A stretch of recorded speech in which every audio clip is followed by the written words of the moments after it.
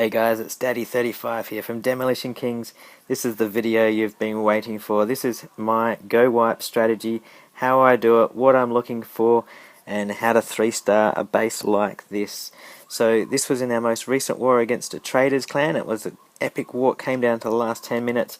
I had to get at least 2 stars on this base for us to clinch the win, and this is how I did it. So the first thing I was looking for, I'm looking around the base for all the storages, and the main thing I'm looking for is, you can see the storages here are quite close together, and I was looking for a spot where there is the biggest gap between them. And so the thing I look for is the gap. I wanted to get my peckers and everything to go straight through the middle there, and so for me to do that, the first thing I did was I dumped my golems about that distance apart. And then my wall breakers, I wanted my wall breakers to go between my golems to smash through that wall, and if they could get through the next wall, but I probably thought they would get blown up by a giant bomb. But after my wall breakers go down, I quickly put my archers around about that far apart and just around the back, and I also put some wizards, with my archers as well, just to help them clear out. But the main thing I don't do is I don't put the wizards in this space here. What I do is I leave this space especially for my peckers to go through, and also my royals to go through. So once I've dumped everything down except for the last few wizards and archers, which I'll use at the end for insurance, basically what I do is I put a jump spell over those walls there. When the clan castle troops come out, I want to heal my troops about the same time, and I also want to rage my troops there, and then I'll rage my troops again in the middle, and then you'll see what happens.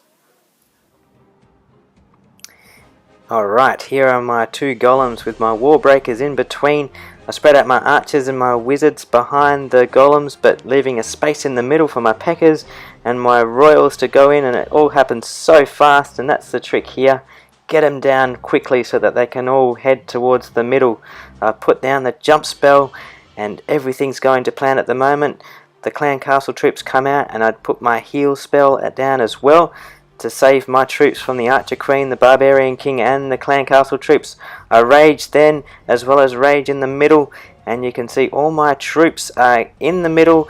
A lot of my wizards are still alive, and they're doing really well. I've got my peckers all alive still, and my barbarian king is working away. The only thing that's not in the middle is my archer queen and a golem that's gone rogue and gone around the side there, but everything's going to plan. The middle has been taken care of.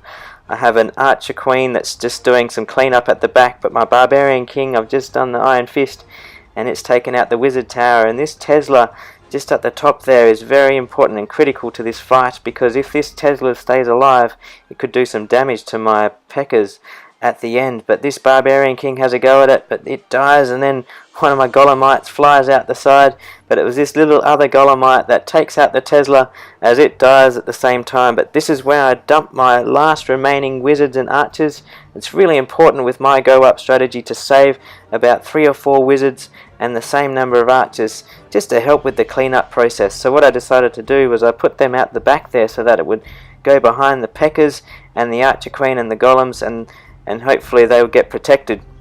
Going into this battle, the clan war was tied at 26 stars apiece, and I needed 2 stars to clinch us the win, which I did that.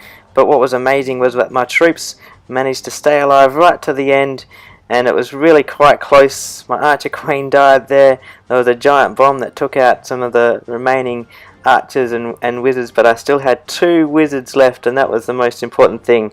And I ended up 3-starring this number 2 base, and it was an awesome attack.